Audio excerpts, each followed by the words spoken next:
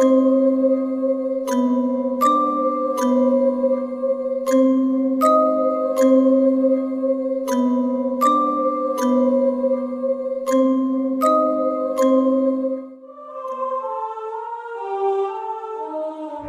का समय था। एक बस रास्ते से गुजर रही थी। बस के पैसेंजर्स नींद में थे। ड्राइवर जैसे तैसे नींद रोकते हुए बस चला रहा था, लेकिन बस की स्पीड फास्ट थी। तभी बस ड्राइवर ने देखा कि एक कार दूर रास्ते के किनारे बाईं तरफ खड़ी है और बचे हुए रास्ते से बस तेजी से नहीं गुजर सकती थी। ड्राइवर को गुस्सा आया क्योंकि उसे बस की स्पीड कम करनी पड़ी और अगले स्टॉप पर पहुंचने के लिए बस को देरी होने लगी थी। बस उस कार के पास से गुजर रही थी। ड्राइवर को लग रहा था कि वो चिल्लाकर कार ड्राइवर को गाली दे, क्योंकि उसने कार किनारे से थोड़ी दूर रास्ते पर लगाई थी। लेकिन फिर भी जोर से हॉर्न मारकर मन ही मन गाली देते हुए ड्राइवर बस आगे ले आया। ड्राइवर तेजी से बस चलाने लगा। कुछ आधे घंटे बाद बस जंगल के रास्ते तक पहुंची। तभी ड्राइवर ने देखा कि एक आदमी रास्ते के बीचों बीच से भाग रहा है। उसकी पीठ पर एक बैग थी। ड्राइवर जोर जोर से हॉर्न मारने लगा ताकि वो आदमी रास्ते के बाजू हट जाए, लेकिन हॉर्न की आवाज़ सुन वो रुक गया और पलटकर बस को रोकने के लिए चिल्लाते हुए दोनों हाथ उठाकर हिलाने लगा। ड्राइवर को लगा कि वो आदमी मुसीबत में होगा, इसीलिए उसने बस रोक दी। बस रोकते ही कंडक्टर ने बस का दरवाज़ा खोल दिया। वह आदमी हाँफते हुए बस में चढ़ गया और चिल्लाते हुए बोला, जल्दी बस भगाओ, भगाओ वरना वो आ जाएगी। बस रुकने के कारण और उस आदमी के चिल्लाने के कारण पैसेंजर्स नींद से जाग गए। ड्राइवर उस आदमी की तरफ मुड़कर देख रहा था। तभी वो आदमी फिर से चिल्लाया, अरे भगाओ वरना वो सब लोगों को मार डालेगी। ये सुन ड्राइवर के साथ साथ बस के सभी लोग घबरा गए और बस ड्राइवर ने वहां से बस भगाई। क्या हुआ भाई साहब, आप इतने डरे हुए क्यों हो और आप किसके बारे में बात कर रहे हैं? कौन आएगी? उस आदमी ने अपनी पीठ से बैग निकालकर नीचे उसके पैर के पास रखी और कंडक्टर के बगल में बैठ गया। वह पसीने से लथपथ हो गया था। उसका शर्ट फटा हुआ था और उसके शरीर पर कुछ जख्म भी थे जिसमें से खून बह रहा था। पैसेंजर्स उसे घूर रहे थे। कुछ लोग घबरा भी गए थे कि यह आदमी आखिर है कौन। आप कौन हो भाई और ऐसे क्यों भाग रहे हो और किससे भाग रहे हो? वैसे उस आदमी ने बताना शुरू कर दिया, मैं सत्या हूँ। मैं पीछे वाले कलहरी गांव के रेलवे स्टेशन पर चौकीदार का काम करता हूँ। मेरा कुछ 5-6 दिन पहले कलहरी रेलवे स्टेशन पर ड्यूटी लगा था। वैसे गांव छोटा होने के कारण स्टेशन भी छोटा था। वहाँ केवल एक ही प्लेटफॉर्म था।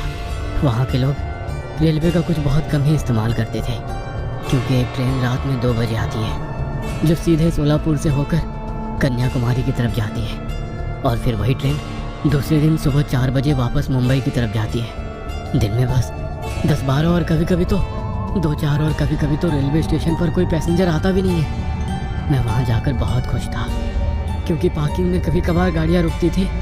उसके बाद तो मैं प्लेटफॉर्म के एक बेंच पर जाकर सोता था। पहले 1-2 दिन तो सब कुछ नॉर्मल रहा, लेकिन तीसरे दिन अमावस की रात आई। मुझे घर से माँ और बीवी का फ़ोन आया कि आज के दिन रात में ठीक से ड्यूटी करें और भगवान का नाम लेते हुए ड्यूटी करें और अंधेरे से दूर ही रहे। मैंने हाँ भरी। उस रात पूरा स्टेशन खाली था। मुझे हर रोज़ की तरह उस रोज़ भी कोई काम नहीं था। टिकट काउंटर पर बैठा सुरेश मोबाइल में घुसा पड़ा था। पैसेंजर्स नहीं आते, इसलिए स्टेशन पर कोई कैंटीन या ठेके वाला भी नहीं था। मैं प्लेटफॉर्म के बेंच पर बैठा झपकी ले रहा था। तभी मेरे पीछे से एक छोटा बच्चा चिल्लाते हुए आया, बचाओ काका बचाओ। उसके चिल्लाने से मैं डर कर जाग गया। मैंने आंखें खोली और मुड़कर देखा। वह 8-9 साल का बच्चा मेरे पास ही आ रहा था कि तभी मुझे वो देख जोर से चिल्लाया, मुझे छोड़ दो, और वहां से टंकी की तरफ भाग गया। मुझे कुछ भी समझ में नहीं आ रहा था कि आखिर ये क्या हो रहा है। वो छोटा बच्चा कौन था और किससे बचाव बोल रहा था, और मुझे देख वो घबरा कर क्यों भागा। वो बच्चा भागकर टंकी के पीछे छिप गया। मैं चौकन्ना हो गया और अपने हाथ में लाठी उठाकर वो बच्चा जिस तरफ से आया था उस तरफ देखा, लेकिन वहां से कोई भी नहीं आया। कुछ देर उसी जगह पर ठहरा रहा। वह बच्चा उस टंकी के पीछे छुपकर जोर जोर से रो रहा था। मुझे उसकी चिंता सताने लगी, इसीलिए मैं टंकी के पास चला गया। टंकी के पीछे अंधेरे में वो छुपा हुआ था। मैंने टॉर्च चालू की और अंधेरे में टॉर्च की रोशनी में उस बच्चे को देखा और मेरे रोंगटे खड़े हो गए, क्योंकि वहाँ पर वो छोटा बच्चा तड़पते हुए पड़ा था। उसकी गर्दन किसी ने काट दी थी और उसका सर उसके कंधे पर गिरा पड़ा था। वो हाथ पांव हिलाते हुए तड़प रहा था। मैं डर गया और इधर उधर उस बच्चे पर हमला करने वाले को ढूंढने लगा और फिर वहाँ से पीछे हटते हुए टिकट काउंटर की तरफ भागा। सुरेश, सुरेश! मैं सुरेश के पास जाकर हाँफते हुए बोला, क्या हुआ? वहाँ पर टंकी के पीछे किसी ने छोटे बच्चे को गला काट कर मार डाला। क्या? हाँ, माँ कसम, रुक, बाहर आता हूँ, सुरेश ने कहा और वो टिकट काउंटर वाले रूम से बाहर आ गया। मैं उसे टंकी के पास तक ले गया। मेरी उसके पीछे जाकर उस बच्चे को देखने की हिम्मत नहीं हो रही थी, इसीलिए मैंने सुरेश को अकेले वहां जाने के लिए कहा। सुरेश घबराते हुए टंकी के पीछे गया। कुछ ही वक्त में वो टंकी के पीछे से बाहर आया और बोला, कहाँ है बच्चा? वही तो है, टंकी के पीछे खून से लथपथ पड़ा। उसकी गर्दन कट चुकी है और उसके कंधे पर पड़ी है। यहाँ कुछ भी नहीं है, आओ खुद आके देख लो। मैंने वहाँ जाकर देखा और मेरी आंखें फटी की फटी रह गई, क्योंकि वहाँ कोई भी बच्चा नहीं था, ना ही वहाँ कहीं खून की एक बूंद भी थी। वह देख मैं हक्का बक्का रह गया। अभी तो यही तड़प रहा था, अब कहाँ चला गया? तेरा कोई वहम होगा, जा किसी बेंच पर जाकर लेट जा। उसके दूसरे दिन रात में मैं रोज की तरह प्लेटफॉर्म पर टहल रहा था। आज प्लेटफॉर्म पर 2-3 पैसेंजर सामान के साथ दिखाई दे रहे थे। मैं प्लेटफॉर्म पर खड़ा था, तभी एक आदमी मेरे पास भागते हुए आया और बोला, भाई साहब, उस बेंच पर लेटा एक आदमी जोर जोर से रो रहा है। उसने चादर ओढ़ रखी है, ना जाने उसे क्या हो रहा है। यह सुन मुझे लगा कि शायद कोई गंभीर मामला है, इसलिए मैं भागते हुए उस आदमी के साथ बेंच के पास पहुंचा, जिस पर दूसरा आदमी चादर ओढ़े सोया था और वो रो रहा था। उसकी आवाज से वो कोई बूढ़ा आदमी लग रहा था। ओ चाचा, क्या हुआ? क्यों रो रहे हो? मैंने पूछा। मेरी आवाज सुन वो जोर से चीखा, मुझे छोड़ दो, मुझे छोड़ दो। क्या हुआ? अब रो क्यों रहे हो?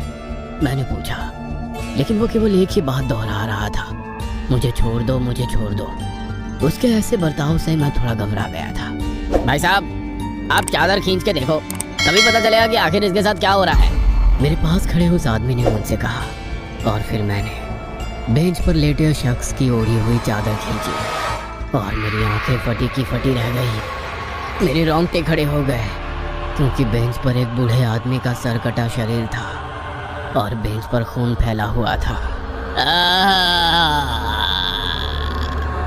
वो सरकटा शरीर कटे हुए गले से चिल्लाया। उसमें से कुछ खून की पिचकारियां उड़ी और फिर वो बेंच से उठकर उल्टे पैर दूर अंधेरे में भाग गया। ये देख मैंने अपनी पेंट में ही पेशाब कर दी। डर के मारे मेरे पसीने छूट गए। मैंने अभी अभी एक सर कटे हुए भूत को देखा था, जो उल्टे पांव अंधेरे में भाग गया था। कुछ देर आंखें फाड़ कर देखने के बाद मैं अचानक से चिल्लाया, भूत! और मैं सीधा भागते हुए सुरेश के पास पहुंचा। भूत, भूत! मैं काउंटर पर खड़ा सुरेश से कहने लगा, क्या हुआ? कहाँ है भूत? उसने मुझसे पूछा। मैंने उस बेंच की तरफ उंगली करते हुए कहा, उस तरफ। वो सर कटा था, वो उल्टे पैर अंधेरे में भाग गया। बेंच पर पूरा खून फैला हुआ है। क्या? रुक, अभी बाहर आता हूँ और देखता हूँ। और वो टिकट काउंटर रूम से बाहर आया और मैं उसे बेंच के पास ले गया और एक बार फिर मैं चौंक गया, क्योंकि अभी उस बेंच पर खून नहीं था। कहाँ है खून? यही था, पता नहीं कहाँ चला गया अचानक। क्या लगा रखा है? मुझे लगता है तुम्हें आराम की जरूरत है। मैं सच कह रहा हूँ यार, मुझ पर यकीन नहीं है। तो एक आदमी था मेरे साथ, मैंने उसे कहा और फिर पलटकर मैं प्लेटफॉर्म पर उस आदमी को ढूंढने लगा जो मुझे उस बेंच के पास लेकर गया था। वो दूर प्लेटफॉर्म पर बैठे नीचे पैर छोड़कर आराम से बैठा था। मैं सुरेश को उसके पास ले गया। भाई साहब, आप इनको बताइए, आप जिस रोते हुए आदमी के पास मुझे ले गए थे वो भूत था या नहीं? मैंने आपके कहने पर ही ओढ़ी हुई चादर खींची थी ना, और फिर वो सरकटा भूत अंधेरे में भाग गया था ना? मैंने उस आदमी से कहा। तब वो आदमी मेरी तरफ ही देखने लगा। अरे बताओ ना इनको, क्यों चुप हो? मैंने उस आदमी से पूछा। तभी हमारे पास एक आदमी आया और बोला, भाई साहब, ये बोल और सुन नहीं सकते। यह सुन तो मेरे होश ही उड़ गए। क्या? ये आप क्या कह रहे हैं? ये भाई साहब अभी कुछ देर पहले मेरे पास आए थे और इन्होंने खुद अपने मुंह से मुझे उस रोते हुए शख्स के बारे में बताया था। मैं उस आदमी पर चिल्लाते हुए बोला, अरे क्या पागल आदमी है, मैं इसका भाई हूँ, मैंने तो इसे कभी बोलते हुए नहीं सुना। और रही बात ये आप तक आने का, तो ये 1 घंटे से यहीं बैठा हुआ है मेरी आंखों के सामने। वो दूसरा आदमी मुझ पर चिल्लाते हुए बोला। तभी सुरेश ने मेरे कंधे पर हाथ रखा और बोला, यहाँ से चल। और फिर वो मुझे टिकट काउंटर रूम में ले गया। उसने मुझे कुर्सी पर बैठाया और पानी पिलाया। देख भाई, मुझे पता नहीं तुम्हारे साथ क्या हो रहा है, लेकिन लगता है तुम्हारी नींद पूरी नहीं हुई है। तुम अपने कमरे में जाकर सो जाओ। मैं खुद हैरान हो गया था कि वो आदमी एकदम से मुड़कर क्यों गया। वह खुद मेरे पास आया था और मुझे उस रोते हुए आदमी के पास ले गया था। उसने ही मुझे चादर खींचने के लिए कहा था और फिर मुझे सरकटा भूत दिखा था। और फिर अचानक से वो बहरा और गूंगा कैसे हो गया? मुझे कुछ भी समझ में नहीं आ रहा था कि ये मेरे साथ क्या हो रहा है। मैं वहाँ से उठकर मेरे रूम में सोने चला गया। दूसरे दिन सुबह मैंने यह हादसा मेरी माँ को बताया। तब मेरी माँ ने कहा कि शायद वो रेलवे स्टेशन भूतिया हो और वहाँ कुछ आत्माएं भटकती हो। वो मेरी चिंता करने लगी और जॉब छोड़ने के लिए कहने लगी, लेकिन बड़ी मुश्किल से मुझे वो जॉब मिली थी। मैं उसे छोड़ नहीं सकता था